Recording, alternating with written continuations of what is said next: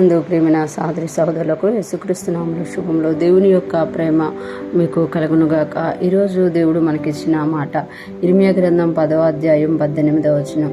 యెహోవా ఈ మాట సెలవిచ్చుచున్నాడు, నేను ఈ వేళను ఈ దేశ నివాసులను విసిరివేయుచున్నాను, వారు పట్టబడవలనని వారిని ముట్టడి వేయించుచున్నాను. ఈ మాటలు ఇర్మియా ప్రవక్త ద్వారా దేవుడు ఆ దినాల్లో ఉన్న ఇశ్రాయేలుకి తెలియజేస్తున్నట్లుగా మనము చూడగలము అనమాట.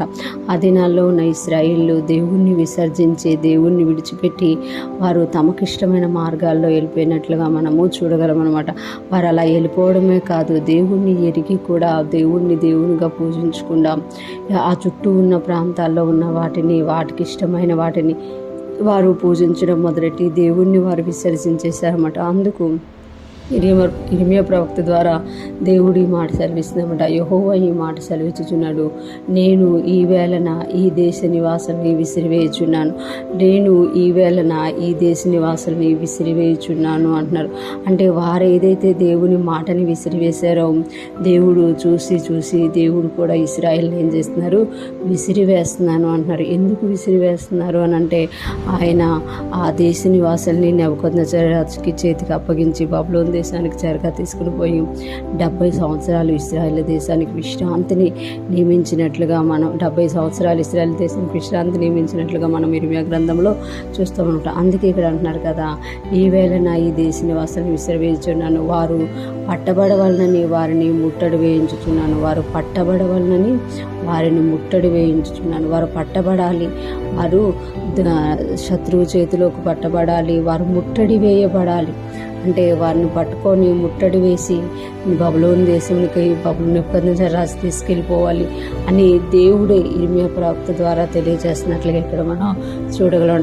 చాలాసార్లు మనం ఎలా ఉంటుందంటే, మనము దేవుణ్ణి విసర్జించేసిన, దేవుణ్ణి విడిచిపెట్టేసిన, మనము పట్టించుకోకుండా ఉన్నా మనం ఏమి దవ్వము. కానీ దేవుడు ఎప్పుడైనా మనల్ని విసర్జించిన, దేవుడు ఎప్పుడైనా చిన్న కష్టానికి అనుమతించిన, ఆ కష్టం అనేది, ఆ బాధ అనేది మనకి కలిగినప్పుడు దాని నుండి మనము బాధపడుతూ ఉంటాం అన్నమాట. ఎప్పుడైనా ఇక్కడ చూస్తే ఇశ్రాయేలీలు తప్పు చేస్తే దేవుడు దేశమును విసిరివేశాను అని అంటున్నమాట. ఈరోజు నువ్వు దేశం కొరకు ప్రార్థిస్తే దేశాన్ని దేవుడు మంచిగా చేసే దేవుడుగా ఉన్నమాట.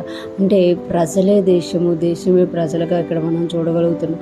ఇక్కడ చూసినట్టు మనం కూడా దేవుని సన్నిధిలో నిలబడి ప్రార్థించినప్పుడు, మన పాపాలు ఒప్పుకుంటూ దేశం యొక్క పాపాలను ఒప్పుకున్నప్పుడు దేశాన్ని దేవుడు క్షమించే దేవుడుగా ఉన్నారు. ఈరోజు ఫ్రెష్మన్ వింటున్న ప్రతి ఒక్కరూ జ్ఞాపకం చేసుకోవాలి, మనం ఏ దేశంలో ఉన్నా, ఏ రాష్ట్రంలో ఉన్నా, ఏ ప్రాంతంలో ఉన్నా ఆ ప్రాంతం కొరకు, ఆ రాష్ట్రం కొరకు, ఆ దేశం కొరకు మనం ప్రార్థించే వారిగా ఉండాలి అని దేవుడు కోరుతున్నారు. ఎప్పుడైతే మనం ప్రార్థన చేసి ఆయన వైపు తిరుగుతామో మనల్ని బట్టి మన దేశము క్షేమముగా ఉంటుంది, క్షమించబడుతుంది, దేవుని కాపుదల్లో మన దేశం ఉంటుంది. అటువంటి ఆలోచన కలిగి మనము దేవుని మాట ప్రకారం జీవిస్తూ మన దేశ క్షేమం కొరకు, మనమున్న రాష్ట్ర క్షేమం కొరకు, మనమున్న ప్రాంతాల క్షేమం కొరకు ప్రార్థించే వారిగా మనం ఉండాలి.